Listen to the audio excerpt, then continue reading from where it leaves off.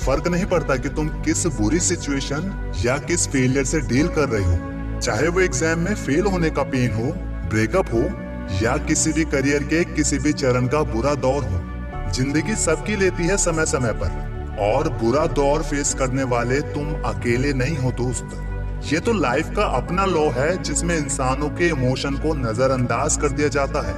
देखो, जहाँ भी तुम अपनी खुशियां घुसेड़ोगे ना, वहाँ सैड, हर्ट, फियर जैसे इमोशन अपने आप आएंगे, क्योंकि हम ड्यूअलिटी वाली लाइफ का हिस्सा हैं। और ड्यूअलिटी का मतलब है कि हर चीज के दो साइड्स का होना।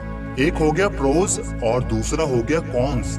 हमारी सबसे बड़ी गलती ये है कि हम सही सिचुएशन जैसे सक्सेस, एग्जाम टॉप करना, लव मैरिज, ये सब तो चाहते हैं, लेकिन जब इसके साथ इसका अपोजिट साइड भी आता है तो हम ऐसे बेवकूफों वाला रिएक्ट करते हैं जैसे हमारे साथ ही सब कुछ बुरा हुआ है।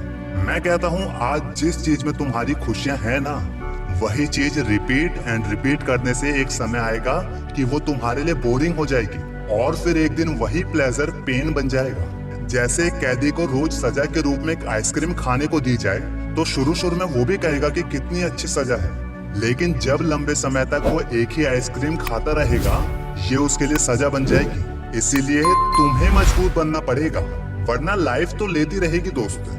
और सबसे पहले तो इमोशन पर कंट्रोल रखो।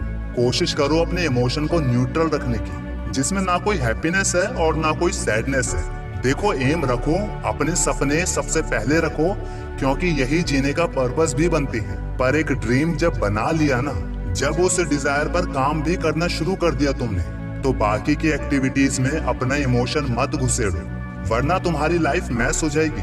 बहुत मेंटली स्ट्रांग होना पड़ता है इमोशन को कंट्रोल करने के लिए। और दूसरा, खुद को तैयार रखो जो भी प्रॉब्लम आ रही है उससे लड़ने के लिए। कैसे?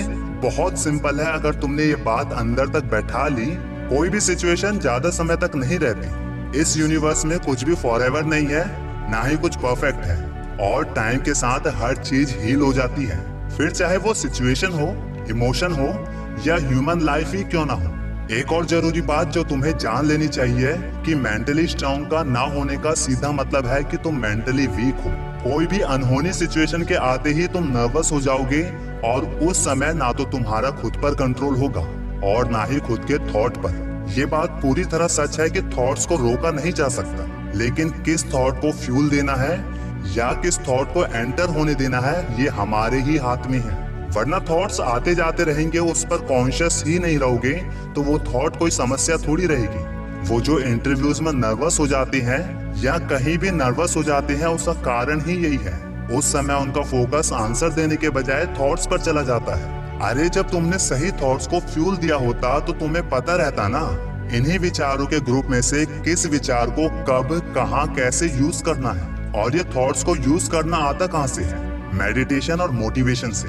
सुनो, नॉलेज बनाते हैं विचार, विचार से बनते हैं हमारे एक्शन, और एक्शन से बनते हैं हम।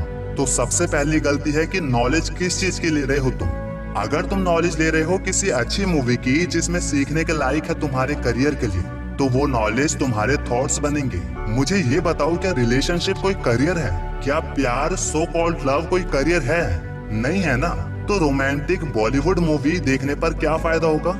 वो भी उस समय जब तुम्हारे लिए अपने करियर पर फोकस करना जरूरी है।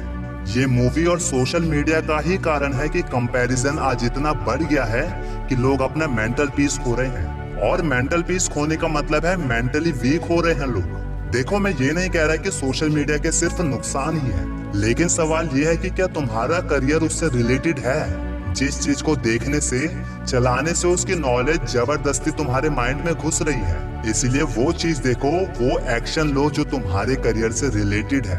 फिर उस नॉलेज से वही थॉट्स बनेंगे ना जो तुम्हारे करियर से रिलेटेड है। बस हो गया तुम्हारा अपने थॉट्स पर कंट्रोल। इसे ही तो थॉट्स पर कंट्रोल करना कहते हैं। लास्ट में यही कहूंगा, एक वो लोग होते हैं जो अपने थॉट्स से परेशान हो जाते हैं, जिनके थॉट्स उन्हें मेंटली वीक बनाते हैं। और एक लोग वो होते हैं जो अपने थॉट्स को कंट्रोल करके उसका यूज अच्छी स्क्रिप्ट लिखने में लगाते हैं, अच्छे अच्छे आइडियाज क्रिएट करने में लगाते हैं। दोनों के बीच फर्क है उनकी नॉलेज, वो क्या देख रहे हैं और क्या सुन रहे हैं। और यही नॉलेज एक इंसान को अलग अलग इंसान बना देती है।